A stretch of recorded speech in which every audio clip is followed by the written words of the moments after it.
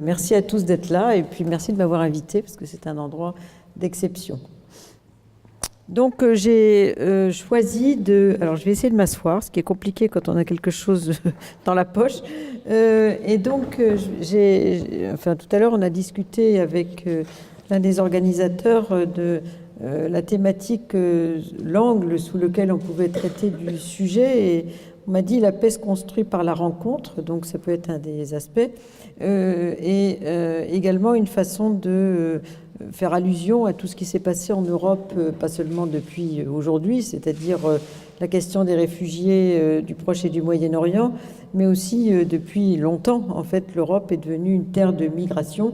Et je vais essayer de parler de différents aspects de cette réalité, qui est une réalité qui n'est pas seulement européenne, mais qui est aussi mondiale. Aujourd'hui, en ce 21e siècle commençant, la question des migrations est un thème particulièrement important des relations internationales, même si on en parle à peine dans les grandes conférences régionales. On n'en parle quasiment pas dans les réunions du G7, du G8. Pour la première fois l'année dernière, lors de l'Assemblée, la séance d'ouverture annuelle de l'Assemblée générale des Nations Unies, on a parlé des réfugiés, mais c'est un des grands thèmes qui s'impose tout en étant un peu parent pauvre des relations internationales. Donc j'ai pris quelques cartes de mon atlas des migrations pour essayer d'expliquer un peu ce qui est en train de se passer aujourd'hui depuis ces 20-30 dernières années, notamment depuis le début du XXIe siècle. D'une part, le monde est plus mobile qu'il ne l'était antérieurement, même si aujourd'hui, dans le contexte actuel, on n'a que 3,5% des représentés pour la population des migrants dans l'ensemble de la population mondiale. Donc les migrants internationaux ne sont que 3,5%, donc ça n'est pas beaucoup. 244 millions de migrants internationaux sur 7 milliards d'habitants de la planète, c'est peu. Et au début du XXe siècle, on avait 5% de la population mondiale qui étaient des migrants. Donc il faut quand même relativiser les choses. Ça n'était pas les mêmes. Pour l'essentiel, c'était des Européens qui migraient dans le monde entier pour des raisons diverses qui ont été parfois évoquées, la colonisation, mais aussi le commerce, toute une série d'activités économiques, mais aussi le peuplement à des fins de travail de territoires qui étaient très peu peuplés et qu'on essayait de peupler avec ces arrivées d'Européens, États-Unis, Canada, Amérique du Sud, également Australie, etc. Et donc aujourd'hui, ce sont d'autres gens qui viennent et qui viennent pas seulement chez nous, d'ailleurs, comme on va le voir, mais qui viennent dans le monde entier. Et comme on le voit sur cette carte, le monde entier est en migration, malgré la faible part des migrants internationaux. Je rappelle, pour ceux qui aiment, rassurez-vous, je ne vous donnerai pas trop de chiffres, mais il y a une définition mondiale du migrant international, qui est une définition du département de la population des Nations Unies, qui dit qu'un migrant international est quelqu'un qui est né dans un pays et qui vit dans un autre pays que celui où il est né. Parmi ces migrants, il y a des nationaux, bien sûr français, qui pour des raisons historiques liées à la vie de leurs parents sont nés à l'étranger. Ce sont des migrants. Si physiquement ils ont fait le voyage et ils sont installés depuis une période supérieure à 1 an. Auparavant, ce sont des touristes, ce sont des saisonniers, ce sont des visiteurs de courte durée. Mais à partir du moment où on s'installe pour 1 an au moins, on devient un migrant international. Ça, c'est une définition universelle. Et à l'intérieur des migrants, parce que je dis ça parce qu'il y a eu beaucoup de débats récents là-dessus, il y a, entre autres catégories, mais il y en a beaucoup d'autres, les réfugiés. Les réfugiés sont des migrants, mais qui sont des migrants forcés. Ce sont des gens qui n'ont souvent pas choisi de venir, mais qui sont venus parce qu'ils ont été chassés par des crises et des conflits. Et on a l'habitude de distinguer entre la migration forcée et la migration volontaire. Les migrants volontaires, c'est des gens qui viennent pour des études, pour du travail, pour du regroupement familial, pour l'essentiel.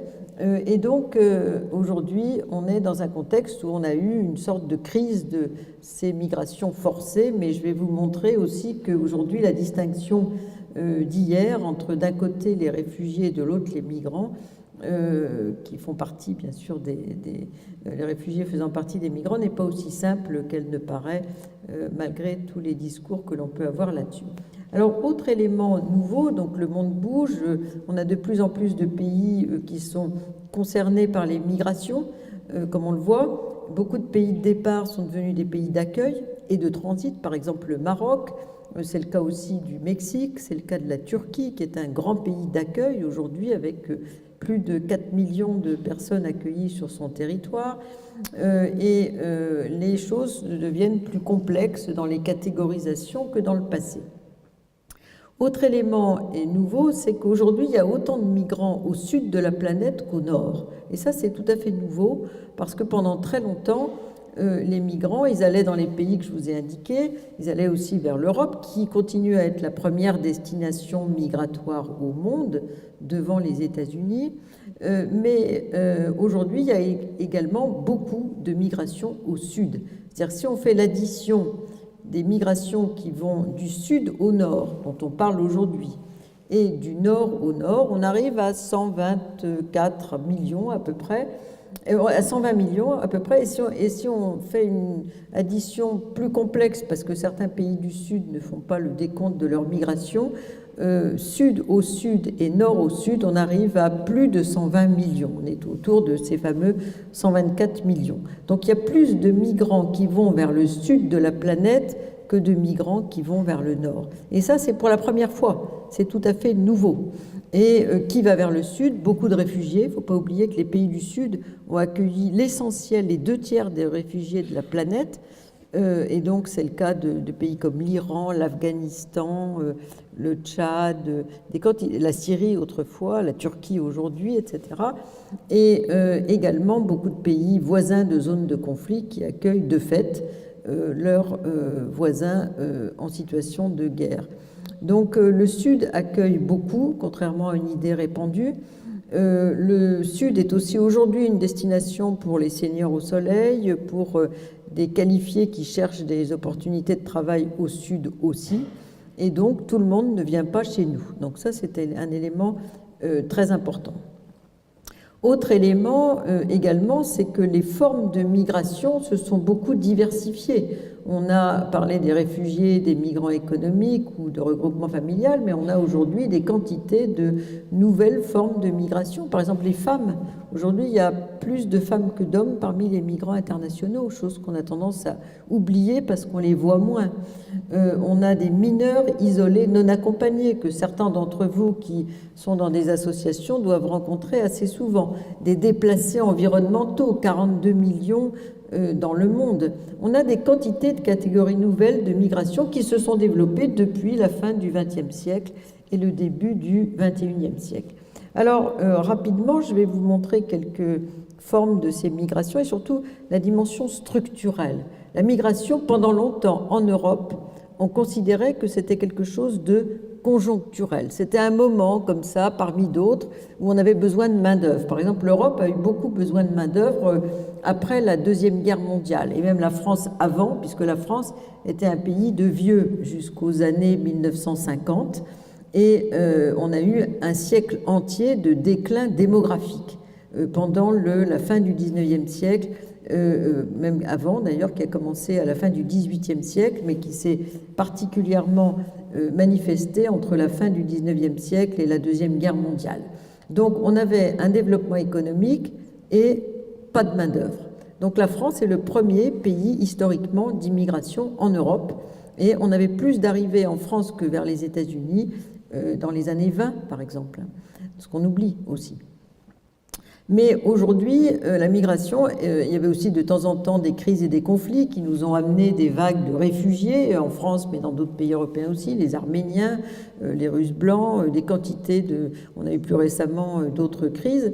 Mais aujourd'hui, les phénomènes, les raisons des migrations sont structurelles. C'est des phénomènes qui correspondent à des grandes tendances du monde. Ce n'est pas uniquement du voisinage. Et ces grandes tendances du monde, c'est celles que je vais vous présenter, c'est les inégalités du développement humain. Aujourd'hui, au Sud, comme on le voit, donc les pays qui cumulent les plus grandes inégalités du développement humain, c'est l'Afrique subsaharienne, qui cumule 3 critères qui sont l'espérance de vie à la naissance, le niveau d'éducation, le niveau de vie.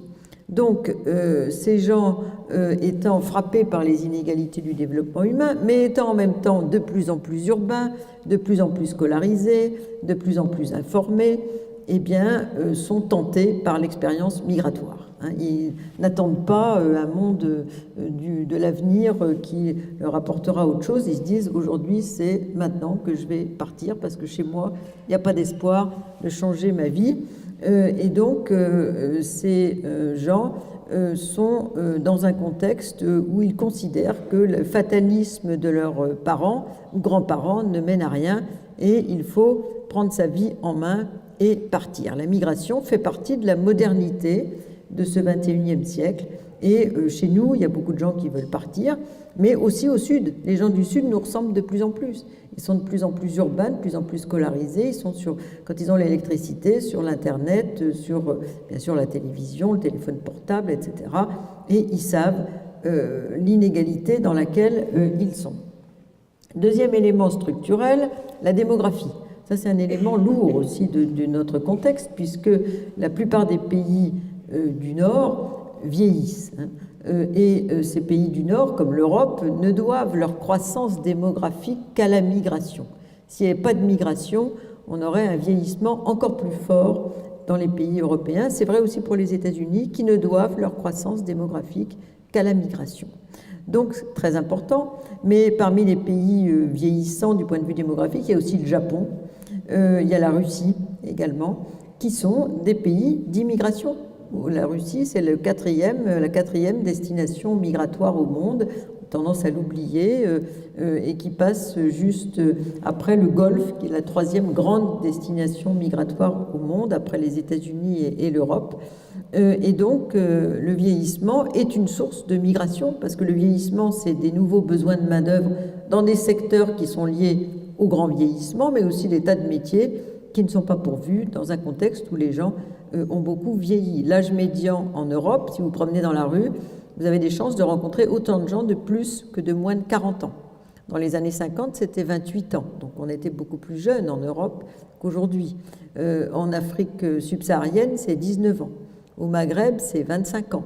Donc ce différentiel d'âge amène aussi une aspiration plus grande à la mobilité chez les gens qui sont plus jeunes, qui considèrent qu'ils ont l'avenir devant eux pour réaliser leur projet de vie et qui sont dans des inégalités cumulées du développement humain. Avec des pays qui sont ce qu'on appelle ceux qui sont en jaune jaune foncé, en transition démographique. Donc, contrairement à une idée très répandue, l'islam n'a aucun impact sur la taille des familles. Les pays d'islam ont pratiqué très vite la transition démographique en une génération. C'est le cas de tout le Maghreb, c'est le cas du Proche et du Moyen-Orient, c'est le cas de l'Iran. On a eu une transition démographique brutale.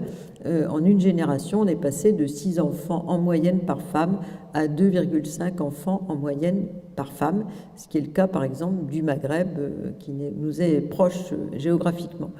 Donc, autre élément également important, c'est qu'à l'inverse, en Afrique subsaharienne, on a une très forte croissance démographique pour des raisons culturelles qui ne sont pas liées aux religieux, la même croissance dans les pays chrétiens que musulmans, donc ça n'a pas grand-chose à voir avec la religion. Là aussi, il y a une vraie inquiétude puisque le continent africain va doubler sa population d'ici la fin du siècle. Mais il ne faut pas oublier que les grands pays, les géants démographiques du monde, ça n'est pas l'Afrique, c'est l'Asie, l'Inde, la Chine, et derrière l'Indonésie, le Pakistan et quelques autres pays du monde qui sont aussi des grands pourvoyeurs de migration. Premier pays d'émigration au monde, la Chine, 50 millions de Chinois dans le monde. Deuxième pays, l'Inde, 30 millions d'Indiens dans le monde, etc. Autre élément très important, les fractures, les lignes de fracture entre les riches et les pauvres. Chaque fois qu'on a une forte fracture économique, démographique, etc., on a de la migration. Parce que les migrants atténuent ces grandes lignes de fracture démographique, économique, sociale dans le monde, notamment la Méditerranée. La Méditerranée, aujourd'hui, on a 30 000 morts, il ne faut pas oublier, 30 000 morts en Méditerranée depuis la fin du XXe siècle jusqu'à aujourd'hui. 30 000 morts. On devrait afficher ça tous les jours au fronton des politiques migratoires parce que c'est quand même aux portes de l'Europe, c'est pas aux portes de n'importe quelle région du monde. On a des millions de sans-papiers dans le monde, 11 millions aux États-Unis, 5 millions chez nous, encore plus au sud, qui ne comptabilisent pas leurs sans-papiers, etc. La ligne de fracture aussi, elle existe entre le Mexique et les États-Unis, entre l'Amérique centrale et le Mexique, entre l'Union européenne et les pays européens non membres de l'Union européenne, entre les pays riches de l'Asie et les pays pauvres, etc. Et donc, elles indiquent aussi que beaucoup envisagent de changer leur vie en atténuant ces grandes lignes de fracture et d'inégalité. Autre élément structurel très important qui est au cœur de notre sujet, le droit de bouger. Le droit de migrer, il est très inégalement réparti dans le monde. Si vous êtes européen ou américain, vous pouvez circuler avec votre passeport, sans visa, pendant une période de 3 mois, dans 173, 172 ou 170 pays. Donc c'est assez facile de bouger pour nous. En revanche, si vous êtes russe, déjà ça se limite à 92 pays. Et si vous êtes somalien, soudanais, érythréen, dans les pays où il y a des crises et des conflits permanents, eh bien là, ça se réduit au doigt d'une main. C'est-à-dire qu'il y a très peu de pays où vous pouvez circuler. Donc la seule façon, c'est de faire appel à des passeurs. Le système des visas qui continue à caractériser la possibilité ou pas de bouger à travers le monde dépend non pas de votre valeur personnelle, ou très peu, mais surtout de votre nationalité. Ça, c'est une des plus grandes inégalités qu'on a aujourd'hui dans ce monde de la modernité, puisque tout le monde dit que la modernité est un facteur essentiel du développement humain. Je cite le programme des Nations Unies de 2009 qui commence par « La mobilité est un facteur essentiel du développement humain ». Une étude de Harvard dit que quelqu'un qui migre gagne 5 fois mieux sa vie et a 5 fois plus d'opportunités que celui qui reste chez lui, par exemple. Et que, dit l'OCDE, toujours des organisations sérieuses, l'OCDE dit que la migration est un facteur essentiel de développement. La migration est un facteur essentiel de développement. Donc, si on prend tout ça en compte, on se dit pourquoi une telle frilosité quant à l'élargissement non seulement de la réflexion, mais du droit à la mobilité. Et là, on se heurte à une sorte de paradoxe entre finalement un monde où tout circule, finalement les marchandises, les idées, etc., où il y a de plus en plus de touristes, 1,2 milliard de touristes internationaux dans le monde aujourd'hui, donc c'est colossal. Mais les personnes qui veulent migrer, c'est beaucoup plus difficile. Et les États veulent donc affirmer leur souveraineté. Donc la mondialisation s'oppose souvent à la souveraineté des États dans la gestion des migrations. Autre élément structurel, l'offre de voyage. L'offre de voyage, aujourd'hui, elle est très répandue dans les pays de passage. Et aujourd'hui, c'est une ressource essentielle pour un pays comme la Libye, par exemple, qui vit en partie du pétrole et du gaz, mais aussi du voyage clandestin dans des conditions atroces. Il faut lire dans la presse, ne serait-ce que dans la presse, les descriptions de traversée de la Libye. Beaucoup disent, finalement, traverser la Méditerranée avec tous les dangers qu'il y a, c'est rien à côté de la survie en Libye. Esclavage, prostitution, prélèvement d'organes et toute une série de formes d'enfermement, d'humiliation, etc., à travers le passage de la Libye, qui est quasiment un passage obligé pour les gens qui viennent d'Afrique subsaharienne. Donc, et l'offre est très importante, puisqu'aujourd'hui, il y a toute une économie du voyage qui s'est développée.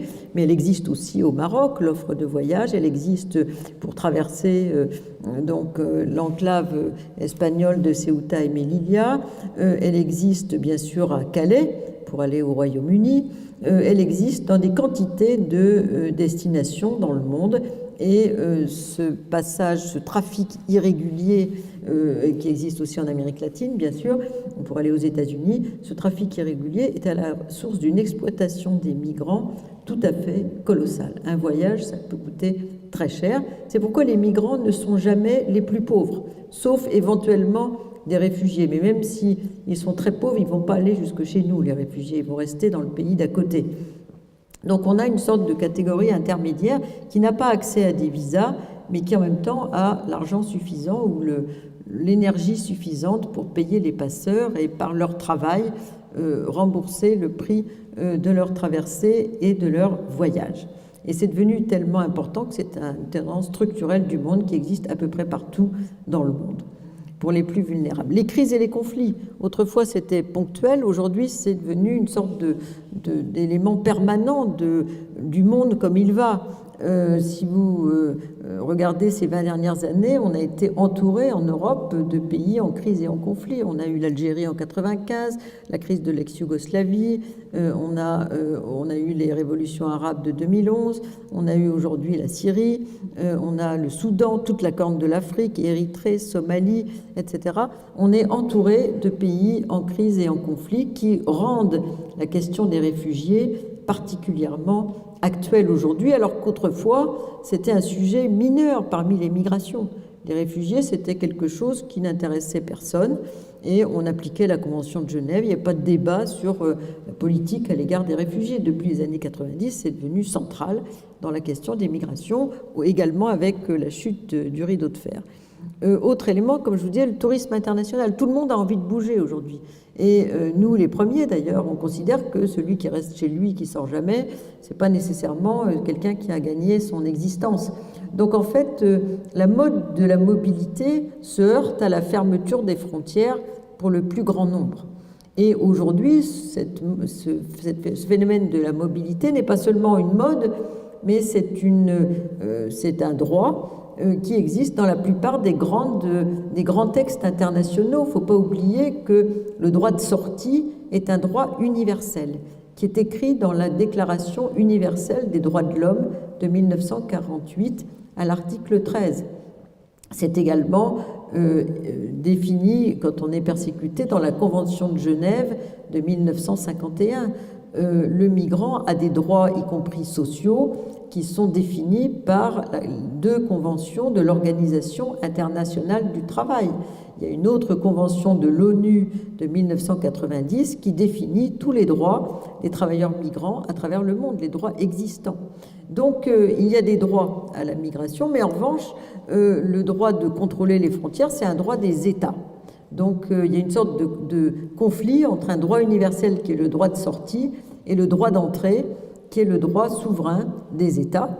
Et cette contradiction, si j'ose dire, fait qu'on n'a pas de droit universel à l'immigration, on a juste qu'un droit universel à l'émigration. On a un droit de sortie aujourd'hui qui est récent, puisque ça n'est que depuis les années 1990 que la plupart des gens peuvent en fait sortir de chez eux. Il ne faut pas oublier que tous les pays qui étaient de l'autre côté du rideau de fer, ils pouvaient difficilement sortir de chez eux. Par ailleurs, il y a des pays qui interdisaient plus ou moins la sortie, l'Albanie, la Corée du Nord, encore aujourd'hui, Cuba, etc. Tous ces pays rendaient quasiment impossible le droit de sortie. Aujourd'hui, ça s'est ouvert. Ça s'est ouvert depuis 1990.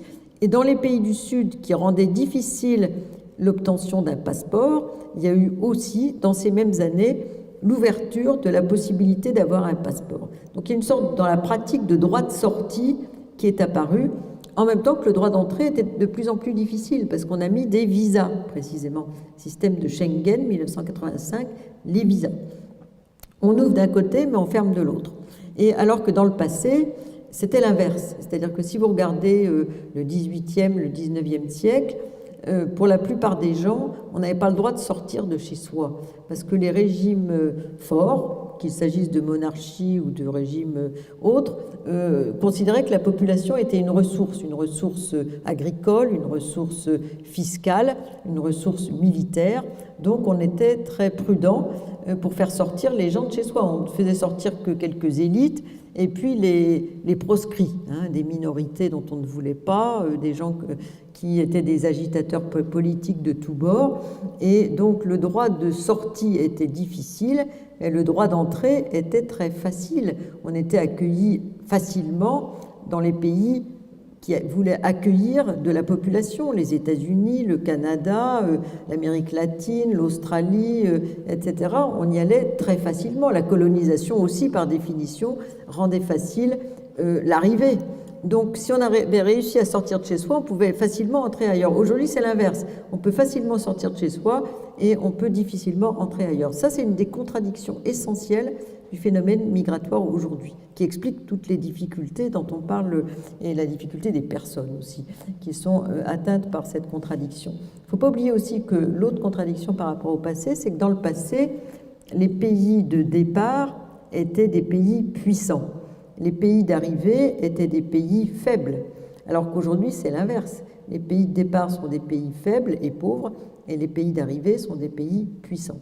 Donc, la politique de dissuasion à l'entrée s'exerce beaucoup plus facilement que dans les États-Unis des années 1850 ou encore plus dans l'Amérique latine des années 1830. Parce que les pays, ils n'avaient rien à dire si des gens, y compris des proscrits, arrivaient chez eux au début du 19e siècle, par exemple. Alors que les pays dont ils partaient étaient très puissants pour dire « moi, je contrôle qui sort et qui ne sort pas de mon pays ». Donc on est dans un contexte qui sont complètement inversés en termes de migration depuis 150 ans.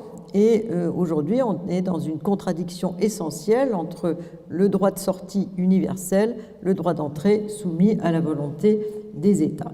Et autre élément structurel aussi, c'est qu'aujourd'hui, il y a quand même des espaces de libre circulation qui se sont non seulement construits, mais élargis. Je sais qu'ici, on parle beaucoup de l'Europe et de la paix.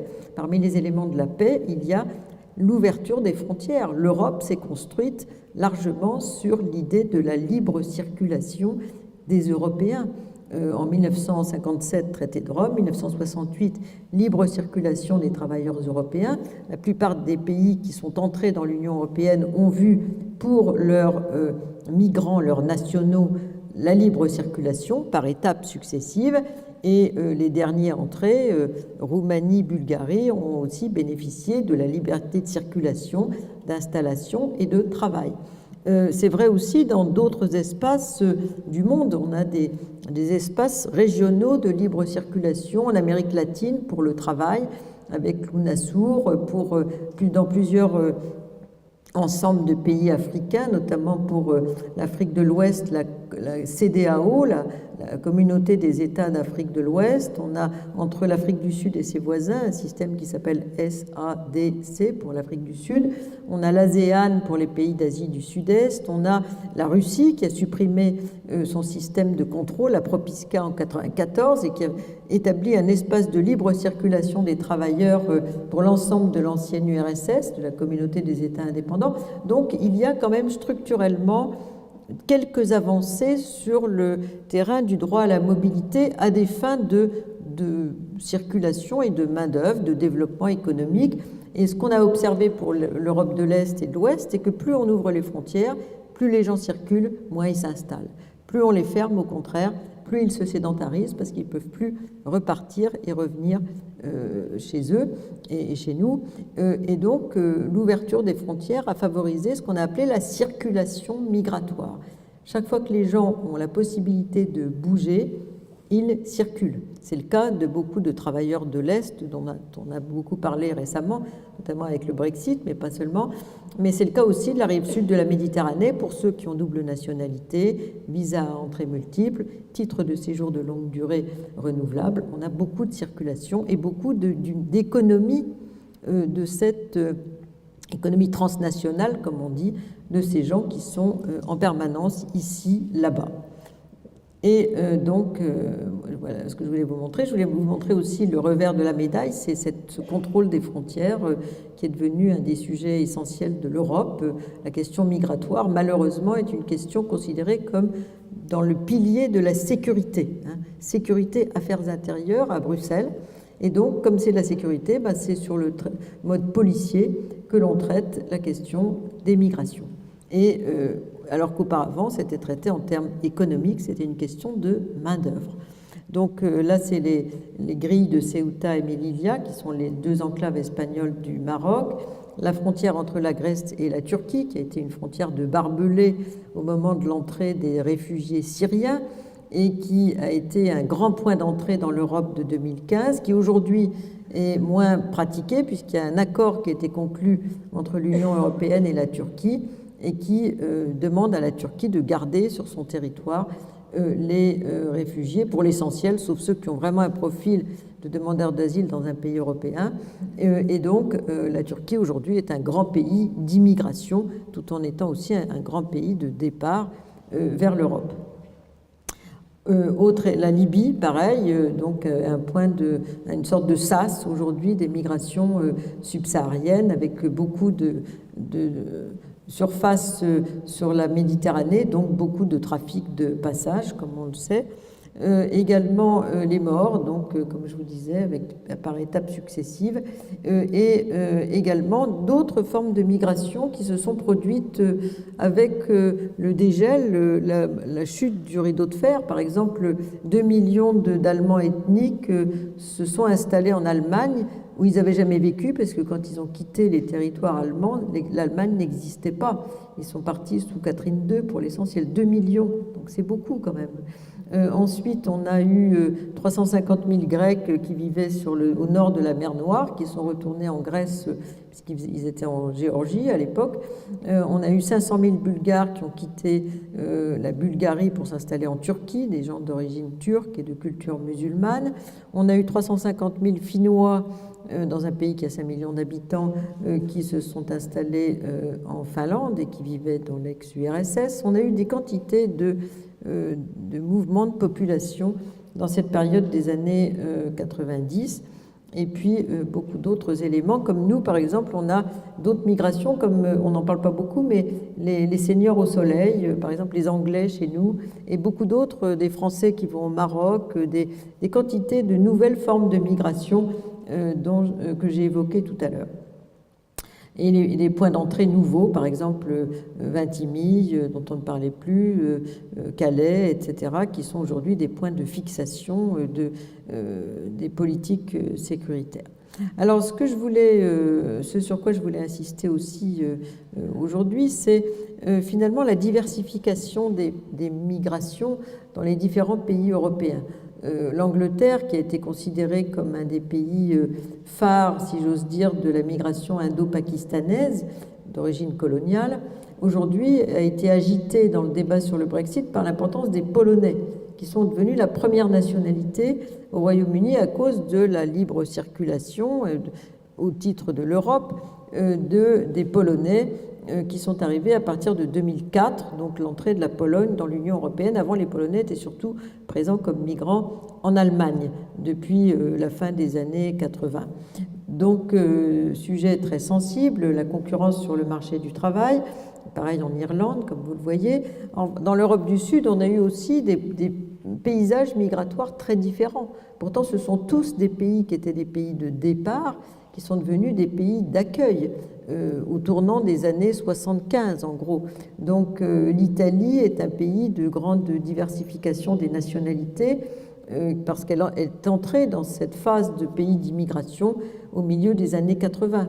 Le Portugal, qui est entré aussi au lendemain de l'entrée dans la démocratie, dans l'histoire migratoire, a surtout une migration qui est marquée par son passé colonial et par quelques nouvelles migrations d'Europe de l'Est.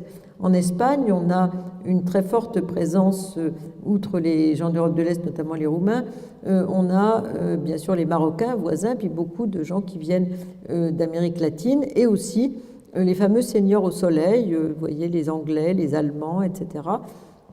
Et en Grèce, on a surtout une migration albanaise, mais aussi qui vient des anciens pays d'Europe de l'Est, comme les Bulgares, les Géorgiens, les Roumains, etc., dans un pays qui est aussi un des phares de l'orthodoxie qui peut attirer ces populations.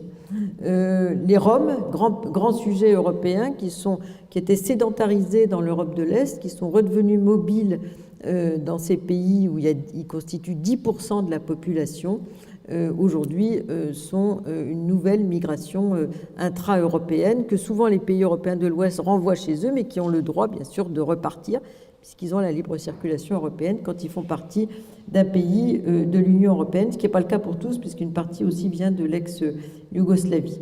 Donc, et les grandes lignes de fracture, il n'y a pas que la Méditerranée, vous avez Russie, Chine, un pays vieillissant d'un côté et très peuplé de l'autre, beaucoup de ressources du sous-sol d'un côté et beaucoup moins de l'autre, etc. Donc beaucoup de passages.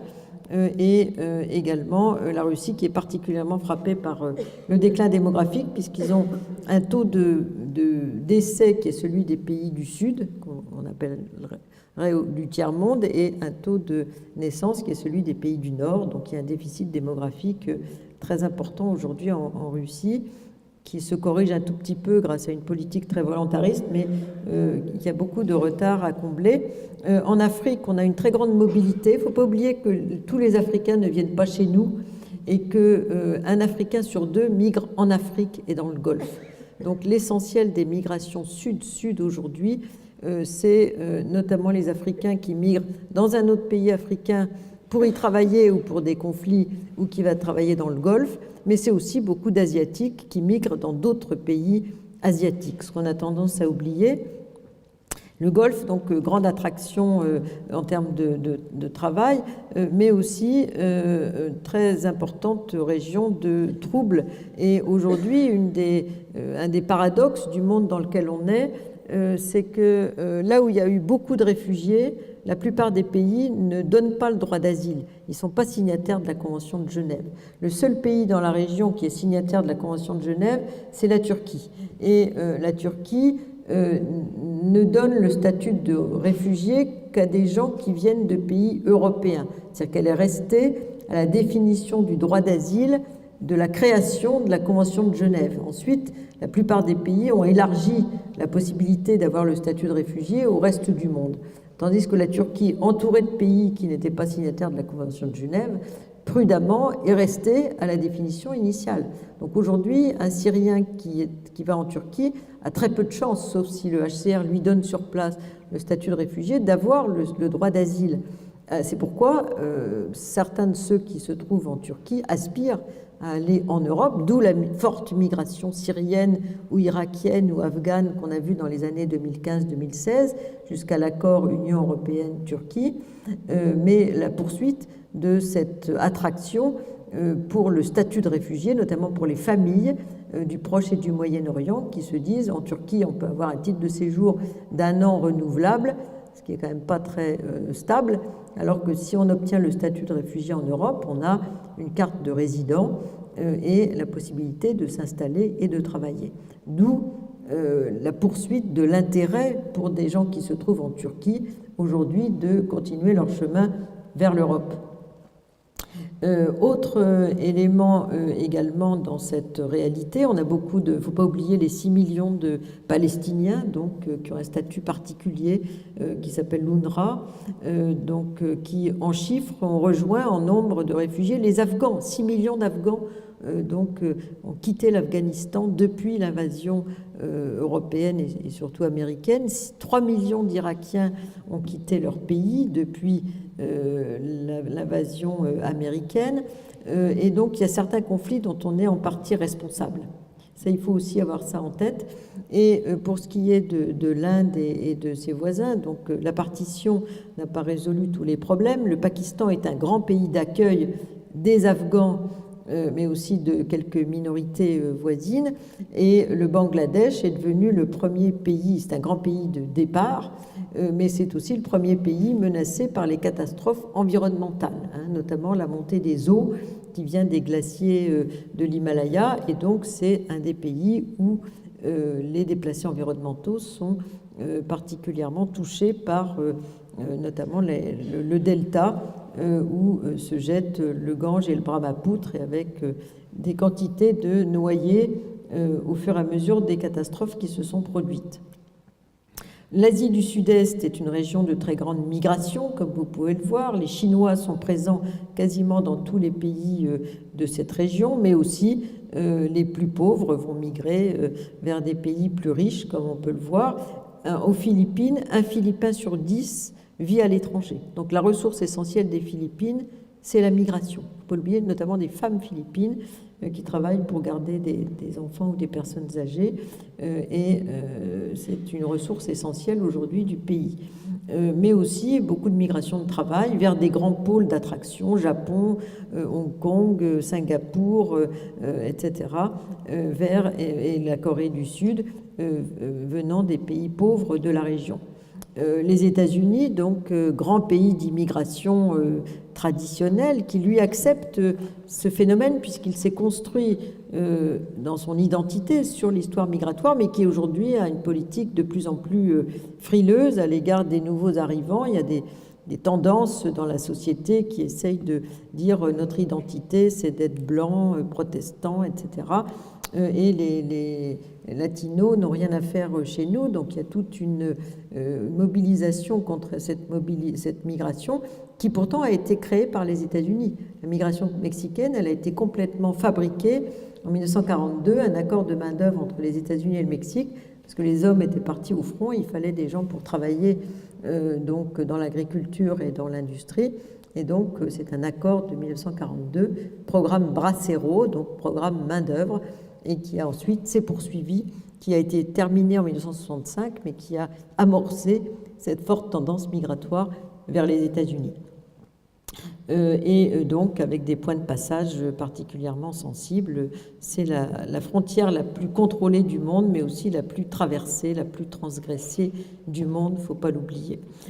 Amérique latine, donc, qui est un exemple idéal typique d'un phénomène qui se développe beaucoup aujourd'hui à l'échelle mondiale, qui est la régionalisation des migrations. C'est-à-dire qu'il y a beaucoup plus aujourd'hui dans toutes les régions du monde de gens qui viennent de la région que de gens qui viennent d'ailleurs. Par exemple, si vous prenez l'Amérique du Sud, l'essentiel des migrants, ils viennent d'Amérique du Sud, ce qui n'était pas le cas dans les années 30. Si vous regardez les États-Unis, l'essentiel des migrations, c'est le Canada, mais aussi le Mexique, l'Amérique centrale, donc c'est un phénomène régional. En Europe, l'essentiel des migrants sont des gens qui viennent de Turquie, du Maghreb, mais aussi des pays européens. Le tiers des migrants en Europe sont des Européens, il ne faut pas l'oublier. On a le même phénomène en Russie. L'essentiel des migrants sont des gens de l'ancienne URSS, Asie centrale et Sud-Caucase. Et c'est pareil dans les pays asiatiques, l'essentiel des migrations sont asiatiques. L'Australie a beaucoup de mal à préserver son rêve non atteint de migration blanche, et aujourd'hui c'est un pays qui s'asiatise de plus en plus avec les flux migratoires. Donc c'est un phénomène, une tendance beaucoup plus forte que dans le passé, parce qu'aujourd'hui, d'une part, il y a des espaces de migration régionaux légaux, comme je vous ai dit, mais aussi les gens qui ne bougeaient pas se sont mis à bouger. Donc des gens qui autrefois ne pensaient pas à la migration parce qu'ils étaient trop pauvres commencent à bouger.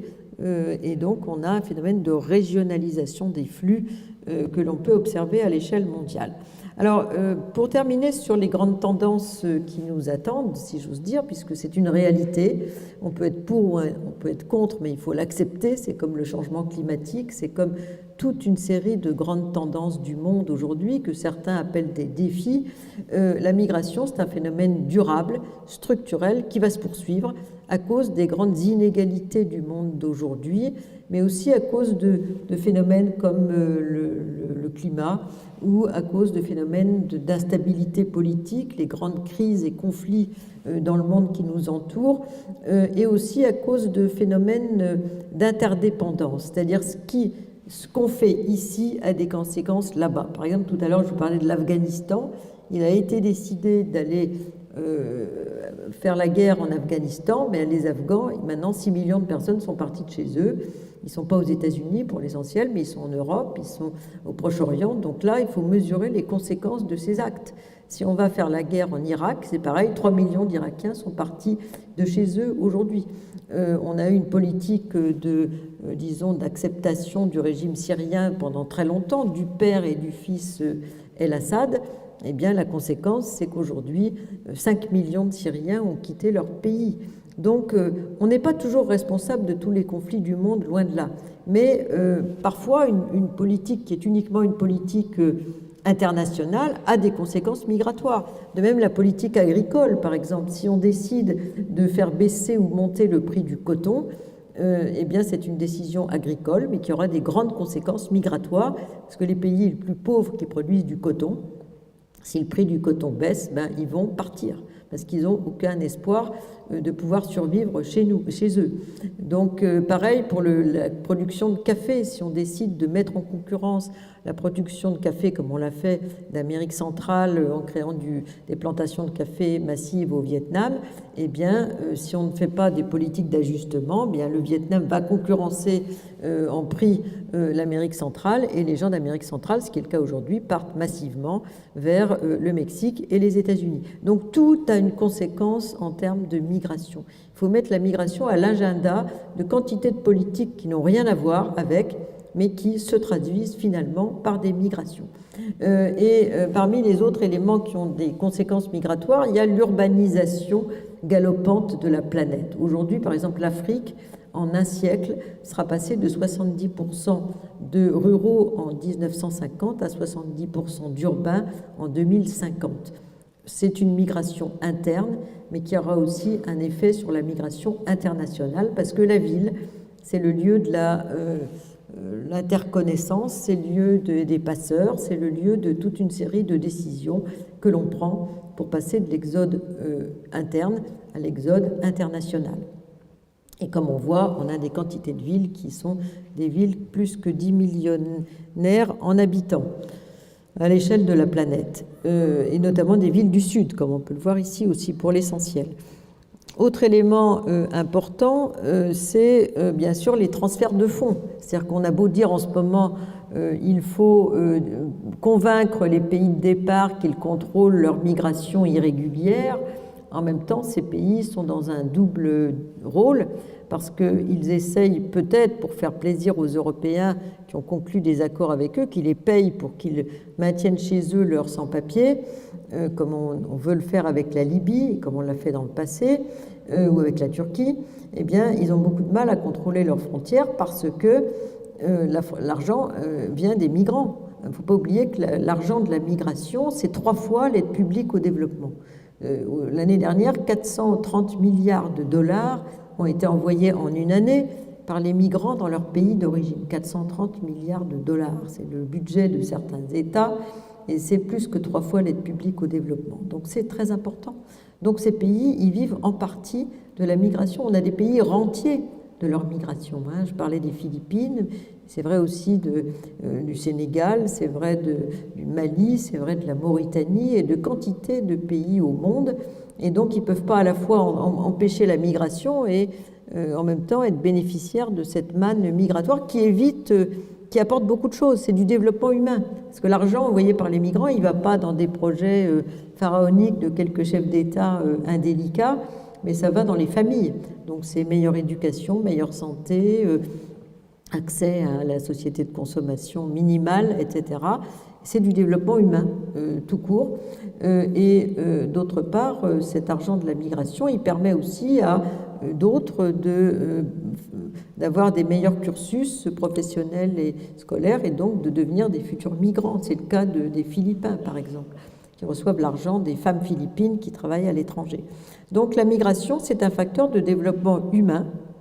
Et en même temps, le développement, comme on le voit avec ces transferts, c'est aussi un facteur de migration. C'est-à-dire qu'aujourd'hui, on est dans un contexte où plus il y a de migration, plus il y a de développement humain, mais plus il y a de développement, plus il y a de migration. Donc les gens mieux scolarisés, plus urbains, sont des candidats éventuellement à la migration dans beaucoup de régions du monde. Il n'y a pas seulement dans les zones de conflit. Le développement comme alternative à la migration, c'est une idée fausse à court terme. À court terme, il n'y a pas d'alternative à la migration. C'est pour ça que je vous dis que c'est un phénomène structurel profond du monde dans lequel on est. Donc, il faut vivre avec, il faut essayer de faire en sorte que ça se passe le mieux possible, qu'il y ait le plus de dialogue possible, qu'il y ait le moins de conflits possible. Et s'il n'y avait pas de migration, la situation internationale serait bien pire. Aujourd'hui, déjà, il y aurait des quantités de secteurs où on manque de main-d'œuvre, notamment les métiers qui sont fournis par les sans-papiers, qui ne sont pas tellement fournis par les nationaux, y compris au chômage. Deuxièmement, on aurait une violence à nos portes catastrophique. On parle de la radicalisation des islamistes.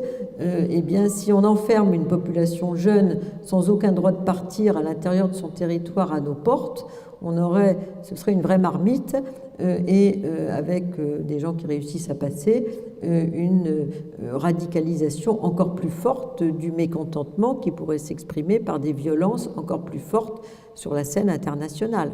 Donc là aussi, il faut réfléchir à la politique du tout fermeture. Il y a beaucoup de risques qui sont des risques sécuritaires. Une réponse uniquement sécuritaire a aussi des risques sécuritaires. Et enfin, il y a beaucoup d'autres phénomènes, des enjeux nouveaux qu'il va falloir traiter, pour lesquels il faut donner un statut aux gens. Aujourd'hui, on est dans un monde où les gens qui sont mobiles ont beaucoup moins de droits que ceux qui sont sédentaires. Et parmi ces gens mobiles, il y a bien sûr les migrants, mais il y a aussi des gens qui n'ont aucun statut. Et on a plus de 10 millions d'apatrides dans le monde, qui ne sont pas nécessairement liés aux migrations, qu'ils sont parfois, mais on en parle avec la question des Rohingyas aujourd'hui en Birmanie, mais il n'y a pas que là. Il y a les sans-papiers. Aujourd'hui, on pourrait faire un État entier dans le monde, rien qu'avec les sans-papiers. Il y a également les déplacés environnementaux, comme vous pouvez voir, qui sont 42 millions aujourd'hui, qui sont pour l'essentiel des migrants internes, j'insiste, donc dans leur pays, mais dans une autre région de leur pays. Ce sont souvent les plus pauvres, et que sur ces 42 millions, il n'y a que 17 millions qui sont des migrants internationaux. Donc ça n'est pas demain, contrairement à certaines peurs, que les migrants environnementaux vont venir chez nous. Ça, c'est un élément très important. Ces migrations, ce sont des migrations sud-sud. Comme vous le voyez, l'essentiel des catastrophes sont au sud. Et les migrations, donc, se font du sud au sud pour l'essentiel, pour des gens qui n'ont aucun statut. Je rappelle, puisque le Haut Commissariat aux réfugiés a considéré que ça n'était pas des réfugiés, puisqu'ils ne sont pas persécutés individuellement, qui est la définition de la Convention de Genève, et donc qu'ils ne pouvaient pas recevoir le statut de réfugié. Donc il y a des groupes de travaux qui se sont constitués pour dire on va leur donner un statut régional. Et pour l'instant, il n'y a aucun statut pour les déplacés environnementaux. Donc on est dans un monde bizarre. Pour terminer, je dirais ça, un monde bizarre où d'une part on dit que la mobilité est un facteur du développement humain, que c'est un phénomène essentiel de la modernité, mais en même temps, les gens qui bougent ont beaucoup moins de droits que ceux qui ne bougent pas. Et où, par ailleurs, il y a toute une construction de la peur de l'autre qui est assez étonnante dans un monde où on valorise parfois aussi le cosmopolitisme, la diversité. Il ne faut pas oublier qu'à l'agenda européen, la diversité est considérée comme une des valeurs de l'Europe, la solidarité aussi. On a vu en 2015 combien la solidarité entre les pays européens pour l'accueil des réfugiés faisait cruellement défaut, entre certains pays qui ont beaucoup accueilli, comme l'Allemagne ou l'Italie, et d'autres qui ont très peu accueilli. Et puis également où il y a encore beaucoup à faire pour essayer de faire avancer le droit de migrer comme droit de l'homme du XXIe siècle. C'est-à-dire si les gens pouvaient bouger plus facilement, il y aurait moins de trafic, moins de sans-papiers, moins de politiques de régularisation, moins de problèmes de tri aux frontières, etc. Et on aurait également donc un système beaucoup plus transparent sur les politiques migratoires, ce qui n'est pas le cas actuellement. Donc on est dans une crise, effectivement, tous ces facteurs sont des facteurs de crise. On parle de crise migratoire, de crise des réfugiés, je dirais plutôt de crise de l'accueil des réfugiés qu'on a eu en Europe en 2015. Il faut d'une part éduquer l'ensemble des gens à la prise de conscience que c'est un phénomène important. Malheureusement, le phénomène migratoire, il a été accaparé par certains partis politiques qui se sont nourris de l'ignorance du phénomène.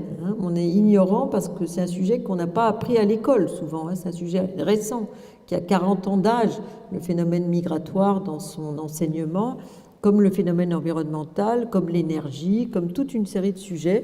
Et donc, comme c'est un phénomène nouveau, eh bien, on peut raconter n'importe quoi aux gens là-dessus.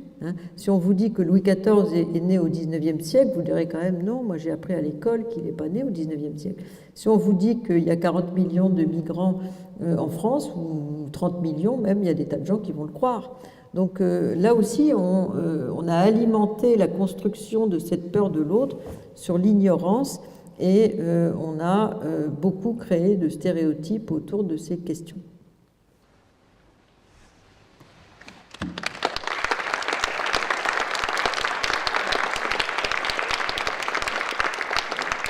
Merci beaucoup.